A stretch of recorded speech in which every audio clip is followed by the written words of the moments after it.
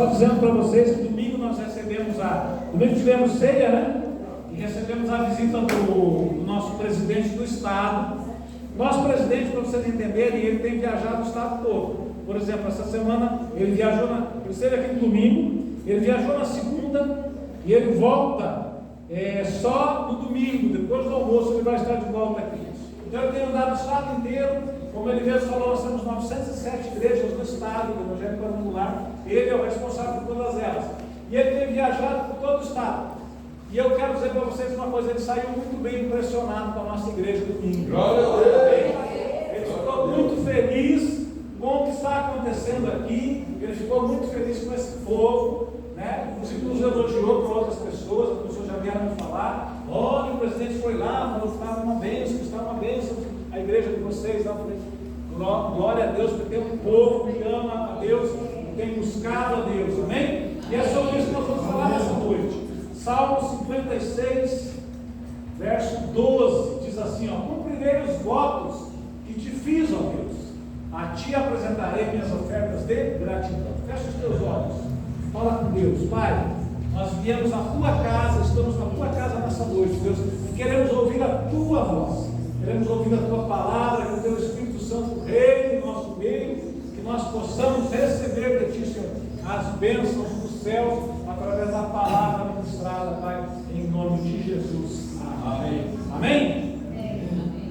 Semana que vem, nós ganhamos hoje um pedestal aqui do Douglas, né? Douglas, Deus te abençoe. Amém? E agora eu vou ter que fazer o quê? Vou ter que arrumar uma internet, Felipe, para nós fazer live, né? Já sabemos fazer live, não? Não ainda, né? Mas vamos aprender.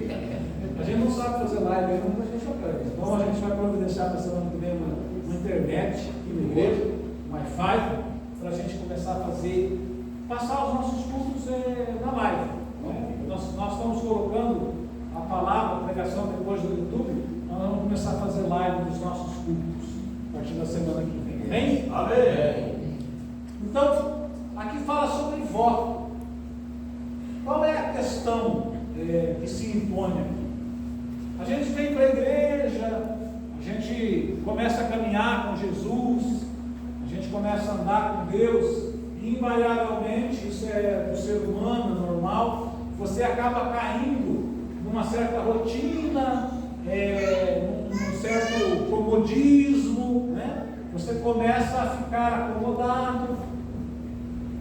E o voto serve para nos levar mais perto de Deus. O voto que você faz com Deus, ele aumenta a sua fé, ele faz com que você cresça em intimidade com Deus, ele faz com que a sua fé amadureça, e você se torne um crente mais maduro. Você faz um voto com Deus, porque você começa a pensar assim: mas é só isso? Tem que ter alguma coisa a mais. E tem algo mais. Mas é preciso que às vezes nós tomemos uma atitude. Então o voto, ele tem justamente esse tipo de finalidade. A finalidade é que nós possamos crescer diante de Deus, em graça, em sabedoria, materialmente, espiritualmente, ministerialmente. A gente vai crescer diante de Deus. Então a gente faz um voto com Deus. E para exemplificar, eu quero passar para você 2 votos. Primeira coisa que eu quero falar para você: o voto, ele é espontâneo e voluntário. Ninguém vai obrigar você a fazer um voto com Deus. O voto com Deus é seu. Você vai sentir a necessidade e você vai fazer esse voto com Deus. Tempos atrás, temos também que tomar cuidado para não fazermos votos precipitados. Tempos atrás, tivemos a pregação da Juscelia aqui. A Juscelia falou do voto precipitado de Jefté, que disse assim: que se Deus desse vitória para ele numa batalha, a primeira pessoa que entrasse na cidade, ele ia oferecer de sacrifício. Quem lembra quem foi a pessoa que apareceu na cidade? A filha dele. E ele teve que entregar a menina em sacrifício, porque ele tinha feito um voto. Existem algumas teorias a respeito, mas não é o caso hoje. Qualquer se você precisar, você me pergunta e tal.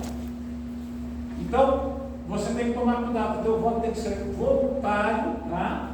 Ele tem que ser espontâneo. E o que é? A pessoa promete algo para Deus, ou promete abster-se de alguma coisa.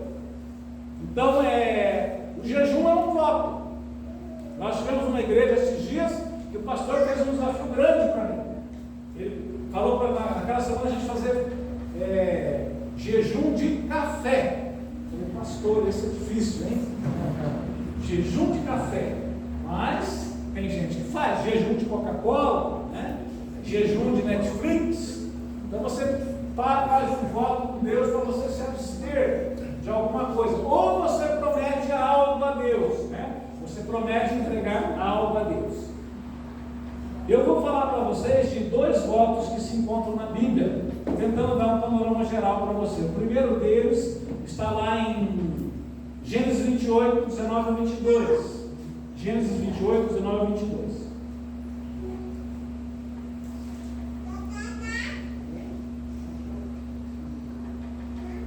Quem é o personagem aqui? Quem sabe quem é o personagem que deu o nome de Betel? Jacó, isso. E deu o nome de Betel àquele lugar, embora a cidade anteriormente se chamasse Luz. Então Jacó fez um voto dizendo: se Deus estiver comigo, cuidar de mim nessa viagem que estou fazendo, prover-me de comida e roupa, e levar-me de volta em segurança à casa do meu pai, então o Senhor será o meu Deus. E esta pedra que hoje eu coloquei como coluna servirá de santuário de Deus. Tudo que me der, certamente darei o dízimo. Qual é a situação aqui? Jacó foi expulso de casa. Se você quiser ler a história, Jacó ele era gêmeo com o irmão dele, com Esaú. Dizem que Esaú nasceu primeiro, então Esaú era primogênito. Jacó nasceu grudadinho no calcanhar de Esaú, mas nasceu depois. E ele espertamente, Jacó quer dizer enganador, né? Espertamente ele quis tomar a primogenitura do irmão e tomou. O irmão vendeu a primogenitura por um prato de lentilhas. Só que depois o pai descobre, a mãe descobre, o irmão descobre, ele resolve que vai matar ele e ele tem que ir embora.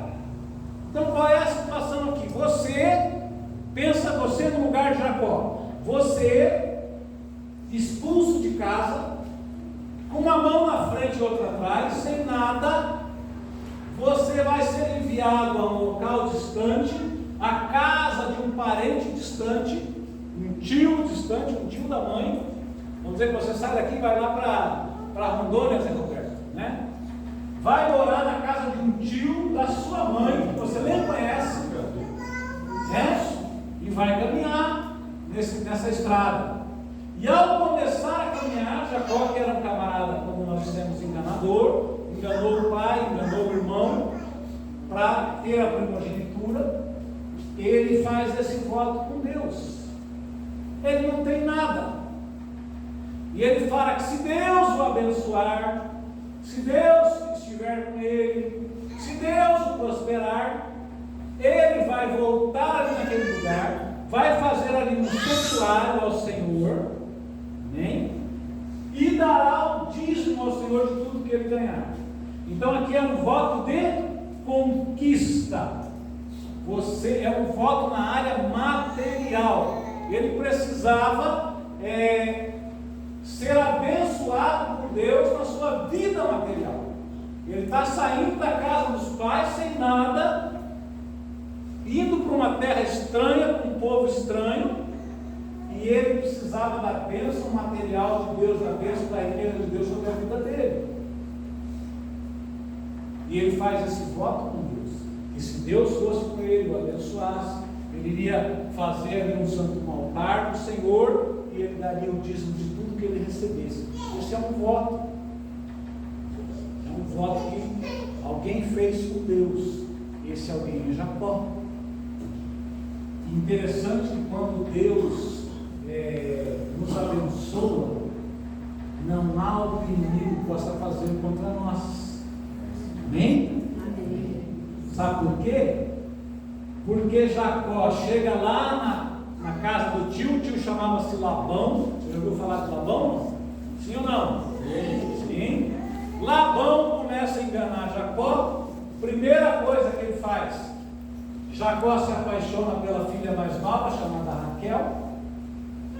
A filha mais velha é solteirona. E Labão fala assim: você trabalha para mim por 7 anos e eu te dou a Raquel como esposa. Passados os 7 anos, ele entrega para Jacó Lia, a irmã mais velha como esposa. Não, trabalha para mim mais 7 anos, eu dou Raquel como esposa. Né, Raquel? Nome bonito. Ele trabalha mais 7 anos. Ou seja, o tio era um enganador na vida dele.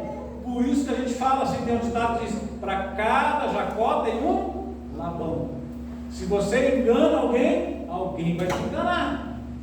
Então é melhor que você não engane ninguém, né, Lucas? E ele vai sendo enganado pelo sogro. E daí você vai dizer, então Deus não o abençoou, então Deus não o prosperou. Não. Nesse tempo que ele ficou lá, Deus foi abençoando a vida dele. Ele foi crescendo. Ele fez com o sogro um acordo. Então lá tinha no campo um rebanho. Tinham as malhadas, né, que são as ovelhas que não têm uma cor só, e as outras ovelhas de uma cor só. Aí o sogro falou para ele assim, olha, as lisas são minhas, as malhadas são suas. Todos os cordeirinhos que nascerem das malhadas ficam para você, o que nascer das lisas são minhas, porque tinha mais lisa do que malhada. O que Deus fez? Começa a nascer malhada, e Jacó começa a ficar rico. Tudo que nasce é de Jacó, e o sogro fica bravo, Edu. Não é possível, né? E inverte. Não, então agora vamos fazer o seguinte, as malhadas são minhas e as lisas são suas, tá bom? Tá bom. O que aconteceu, Zé Roberto? Vai nascendo lisa. Por quê? Porque a bênção de Deus estava sobre a vida dele. Ninguém rouba a bênção de Deus na sua vida. Você é abençoado por Deus e ninguém toma essa bênção. Deus está com você. Podem até tentar tirar a bênção de você, mas não vão. O que acontece? Para a gente encurtar a história, 20 anos depois, Jacó volta naquele mesmo lugar. Se você quiser continuar lendo, nós estamos no capítulo 29, a história vai mais ou menos até o capítulo 33. São 4, 5 capítulos que você pode ler em casa a história completinha. Mas 20 anos depois, Jacó volta, e ele volta muito rico, cheio de empregados, cheio de rebanho, ouro, prata, muito rico. 20 anos depois, ele volta extremamente rico, e ali ele vai erigir uma coluna, que vai ser o altar de Deus. Ele começa a orar ao Senhor naquele lugar na volta. Ele ainda está numa situação difícil, né? Por quê? Porque ele tem que voltar para casa. Em Josi, tem que enfrentar, as duas Josi estão ali hoje. Ele tem que enfrentar a ira do irmão. O irmão está bravo com ele, salve Esaú. E ele tem que enfrentar a ira do irmão. Ele está numa situação difícil, então ele ora e Deus o abençoa e ele consegue se reconciliar com o irmão. Mas ele volta muito rico e ele manda muitos presentes para o irmão. Vai lá na frente, vem vários presentes para o irmão para acalmar ele. Eu vou aqui atrás, né? Mas ele fica lá atrás para orar, falar com Deus, buscar a Deus. Então, às vezes, nós estamos numa situação de aperto, numa situação difícil. O que nós precisamos fazer é um voto com Deus. Senhor, me abençoa e eu vou abençoar. Me abençoa e eu serei um abençoador. Amém? Amém. Então esse é o primeiro tipo de voto. O voto da conquista. Eu quero conquistar alguma coisa. Então eu faço um voto com Deus. Eu vou... Você, como eu falei, o voto ele é voluntário. Você que vai ver com Deus o que você vai fazer. Estou falando do voto de Jacó, mas existem outros votos que você pode fazer. Aí você vai orar e vai buscar em Deus como é que você pode fazer um voto com Ele. Para quê? Para que você seja abençoado, para que você cresça em intimidade com Deus, para que você cresça em maturidade espiritual. Amém? Amém? Amém. Eu gosto de uma história que eu li num livro da Jocum. Uma senhora inglesa chamou um missionário lá no escritório da empresa dela. Americano e inglês faz muito isso, porque eles são ricos, né? Chamou ele lá no escritório e deu uma oferta para Jocum. Jocum é Jovens com uma Missão, uma agência missionária interdenominacional que tem no mundo inteiro. E ela deu uma oferta para o menino. Esse menino é o fundador da Jocum, o Glória.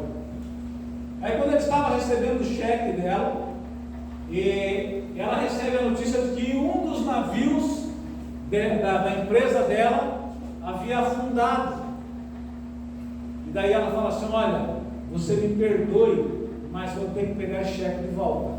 E ele fala: tudo bem, eu entendo, né? A senhora acabou de ter uma grande perda financeira. Ela falou: não, eu quero dobrar a minha oferta para você, porque eu preciso da bênção de Deus na minha vida. E depois, um tempo depois, sabe o que ela fez? Ela deu um navio para a Jocum. E a Jocum fez desse navio um hospital. Com esse navio eles iam para a África, com missionários, dentistas, médicos, e eles atendiam os índios na África. Então, às vezes, a gente fica pensando que tem gente que é tão abençoada, porque Deus te abençoa para você abençoar as pessoas. Não é para você ficar que nem o tio Patinhas, cara. Quem é que lembra do gibi do tio Patinhas aí? A caixa forte, quadradona, né? Cheia de moeda, ele ficava lá mergulhando nas moedas.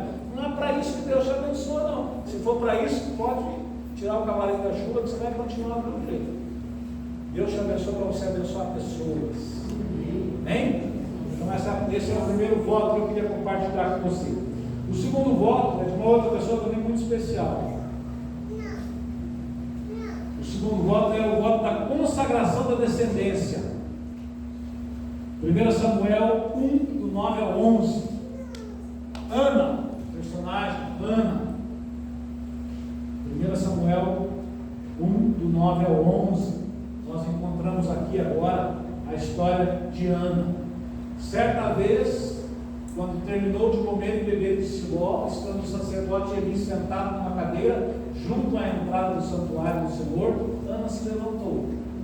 Com a alma amargurada, chorou muito e orou ao Senhor. E fez um voto dizendo: ó Senhor dos exércitos, se tu deres atenção à humilhação de tua serva, te lembrares de mim, e não te esqueceres de tua serva, mas me deres um filho, então eu o dedicarei ao Senhor por todos os dias de sua vida, e o seu cabelo e a sua barba nunca serão cortados. Qual é a situação aqui? A situação aqui é a seguinte: Ana não tinha filhos. Para uma mulher naquela época não ter filhos era uma vergonha. Ela era considerada uma pessoa maldita, porque ela não tinha filho. Não gerava para o marido uma semente, não gerava para o marido uma posteridade, não gerava para o marido herdeiros.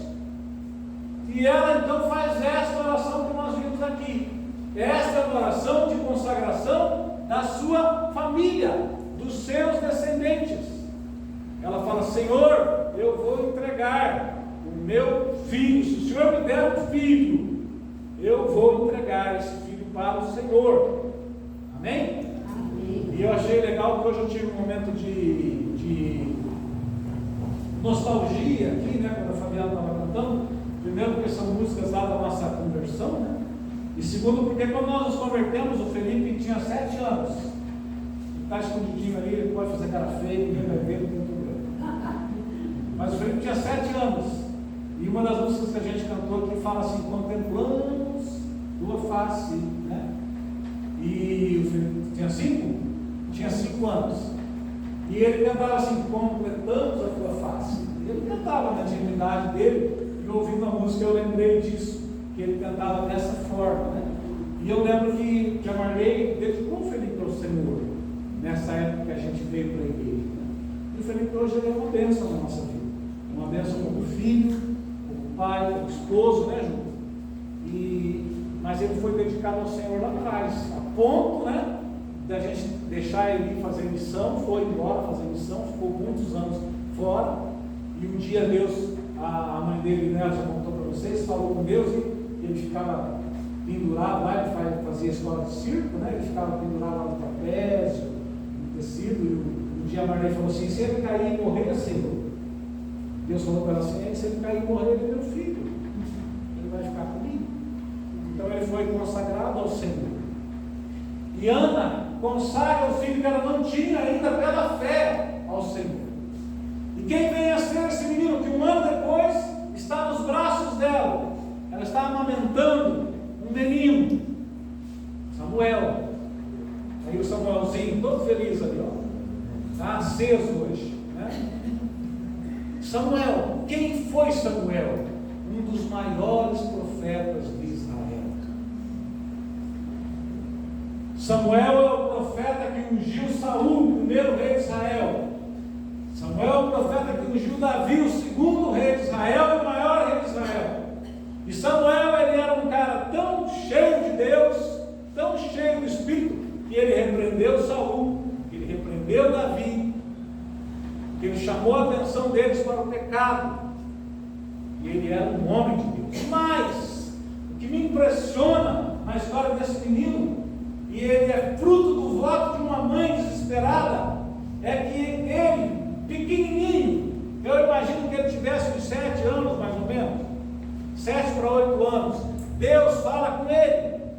Tem a história, né? Se você quiser dar uma lida ali, continua a leitura aqui do capítulo 1, que Deus começa a chamar ele à noite, né, Marcos? Samuel, Samuel, né? E ele pensa que é o sacerdote que está chamando, vai lá falar com o sacerdote. Até que o sacerdote percebe que é Deus que está falando com o menino. Fala, quando ele chamava, você fala assim: fala que teu servo ouve. E Deus dá uma mensagem para esse menino, que é o seguinte: ele chegava para o sacerdote, ou seja, ele chegava para o pastor sênior, o pastor titular, e dizer: olha, Deus mandou te dizer que os teus filhos estão aprontando e ele vai tirar de você a igreja. E você vai morrer. Imagina, Jamil, um molequinho de 7 anos falar isso para o pastor. Mas esse menino, Samuel, filho e fruto do voto de uma mãe, fez isso. E foi um dos maiores profetas de Israel. Então, o segundo tipo de voto que eu quero deixar para você é um voto com a sua família, com a sua posteridade, com os teus filhos. Amém? Entregue os teus filhos para o Senhor. Mais do que teus filhos, eles são filhos do Senhor. Entregue eles ao Senhor. Ah, eu nunca apresentei meu filho ao Senhor. Apresenta. Traz aqui, a gente vai apresentar. O Felipe foi apresentado já maiorzinho, porque a gente não estava na igreja quando ele nasceu, né? A gente apresentou ele um pouco maior, mas nós o apresentamos ao Senhor. Não tem problema. Tá? Ou encaminha ele para o batismo, se ele já tiver uma certa idade. Amém? Que ele possa ser alguém alcançado por Deus. Mas, de qualquer forma, o que eu quero dizer para você é: faça os seus votos e as suas alianças com Deus, porque o nosso Deus é um Deus de aliança. O nosso Deus é um Deus de propósito. Amém? Busca Deus de todo o teu coração, de toda a tua alma, de todo o teu entendimento, e Ele vai te abençoar. Deus deseja que aprendamos sobre uma perspectiva melhor e que exploremos suas águas profundas. É por isso que se fazem necessários os nossos votos. O voto é apenas uma parte. Ao fazer o voto, você vai mergulhar com Deus mais profundamente, você vai ser abençoado por Deus. Amém? Amém. O que a gente faz aqui na quinta-feira? A gente faz um voto com Deus. Senhor, eu vou estar 3 quinta-feira aqui, e eu estou com esse problema, e eu quero que o Senhor me abençoe. E eu digo às vezes assim, que tem gente que tem um problema tão grande, né, Priscila, que precisa fazer 12 semanas. 3 é pouco, porque o problema é grande. Então faz 12 semanas, não tem problema, mas faz pelo menos 3. Coloca diante de Deus a sua necessidade. Nós vamos estar orando por você, vamos estar intercedendo por você. Deus está neste lugar. Deus está com os olhos dele sobre esse lugar. Deus está com os ouvidos abertos à sua oração neste lugar, e Ele vai te abençoar. Amém? Então já vamos partir para a nossa campanha. Você que está na 3ª semana, sai do seu lugar, vem aqui à frente.